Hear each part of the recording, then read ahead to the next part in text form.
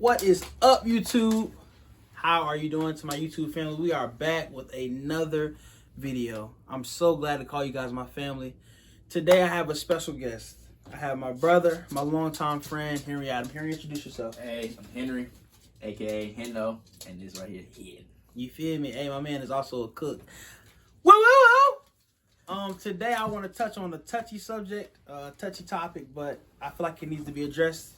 I want to touch on communication and relationships. Not only do I want to touch on communication in relationships, I also want to touch on comprehension, because I feel like my friend has a pet. I can communicate with his pet all day, but if his pet is not comprehending me, we're not going to get anywhere. Step 1. Do not let anything slide in a relationship. I feel like once you let something slide in a relationship, you set the tempo for how the relationship is going to go. How do you feel about that, brother?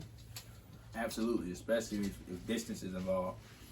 So, if you're putting up with stuff before distance is involved, you don't think it's okay when distance is involved. So, definitely agree with that. Step 2. Step 2. Do not hide anything. I feel like that's where people go wrong. They think stuff is small, and going back to addressing stuff, they think stuff is small, and they feel as if they need to hide it, and then stuff goes in a loophole, and then the two people end up breaking up. What do you feel about that? Well, if you can't tell that person anything or communicate something to that person without them, you having to worry about them getting mad or throwing a fit or anything like that. Even if they do get mad, then that's not the person for you. That's not the person for you. You can't tell them everything. That's simple. You feel like you gotta hold certain stuff back, and that's not the person for you. Also, step 3, and this is what I've learned from experience, getting my heart broke, being in relationships. This is the relationship guru right here. This is the guy that you go to. No, that's you. No, that's you. That's definitely you. No. Anyways, we'll settle that outside of the video. I truly believe that you got to keep the love strong in a relationship. And I feel like in relationships, you know, us as men and also women, you know, we get complacent and we get comfortable with the person that we're with, our significant other, and we stop showing love. We stop doing the same things that we did to get that person, and then we lose them. Or we get cheated on. And then we question ourselves like, man, like, what did I do? Why me? You got to do this. It's the small things. I'm starting to realize that in life too. Communication is big, but it's comprehension, and it's doing the small things in relationships.